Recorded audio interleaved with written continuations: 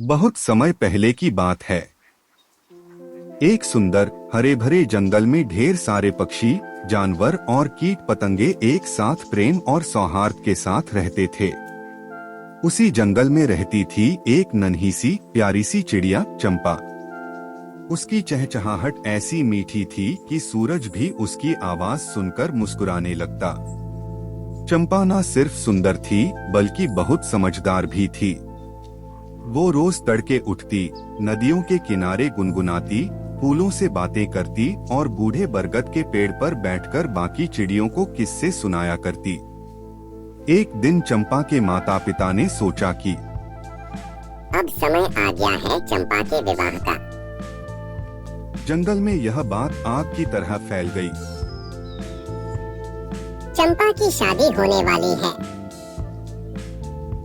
सारे जानवर, पक्षी और कीट एकदम उत्साहित हो उठे। मोर ने कहा, मैं नाचूंगा शादी में बारिश की तरह। मैं मेहमानों के लिए मेवे जमा करूंगी। जल्द ही दूर दराज के जंगलों से चंपा के लिए रिश्ते आने लगे। कोई कहता मैं उड़ने में सबसे तेज हूँ, कोई कहता मेरे पास सोने जैसे पंख हैं, पर चंपा सबको शांति से सुनती और मुस्कुरा देती। फिर आया मोरराज, नीले पंख, लंबी गर्दन और घमंड से भरी चाल। उसने कहा, चंपा, मुझसे सुंदर वर तुम्हें कहाँ मिलेगा? क्या तुम दूसरों की मदद करते हो? मैं सिर्फ खुद की परवाह करता हूँ। तो फिर मुझे माफ करना। सुंदरता तब तक व्यर्थ है जब तक दिल सुंदर न हो।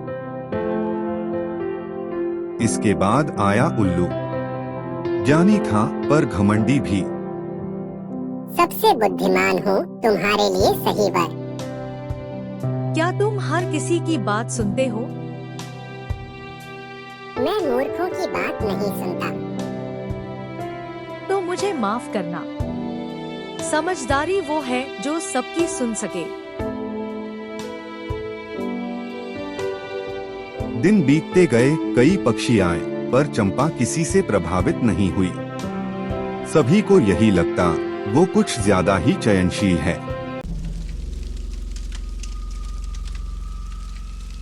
फिर एक दिन तेज आंधी के बाद जंगल में एक घायल चिड़िया आई। उसका एक पंख टूटा हुआ था और वो उड़ नहीं पा रही थी। चंपा तुरंत उसके पास गई, उसकी देखभाल की, घाव पर पत्तियों का लेप लगाया और उसे खाना दिया। कुछ दिनों बाद जब मैना ठीक हुई, उसने चंपा से पूछा, तुमने मुझे बिना पहचान के इतना प्यार दिया, क्यों? क्योंकि जब किसी को जरूरत हो तो मदद करना सबसे बड़ा धर्म है। तुम्हारा पति बहुत भाग्यशाली होगा। इस बातचीत को पास ही एक गौरैया सुन रही थी, जो रोज चंपा की दया, सेवा और प्यार को देख रही थी। उसने जंगल की सभा में सबको बताया कि चंपा जैसी चिड़िया के लिए वर भी वैसा ही होना चाहिए, विनम्र, दयालु और सच्चा। ऐसा वर ढूंढने तो बहुत ही मुश्किल है। फिर सभा ने फैसला किया कि चंपा खुद अपना वर चुनेगी, बिना किसी दबाव के। चंपा ने उस दिन सभा में सबके सामने कहा, मैं उससे विवाह करूंगी जो दिल से अच्छा हो, दूसरों के लिए सोचे और घमंड से कोसों दूर हो। सब शांत थे।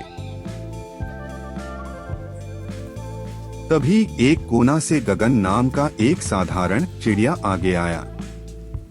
मैं ना तेज उड़ता हूँ, ना दिखने में खास हूँ, पर मैं बुजुर्गों की सेवा करता हूँ, घायल पक्षियों को खाना देता हूँ और सबका सम्मान करता हूँ। यही तो मैं ढूंढ रही थी।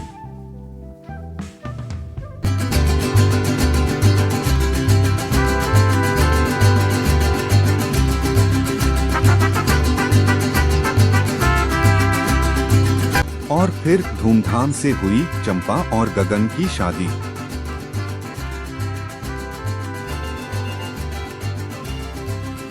मोर ने नाचा।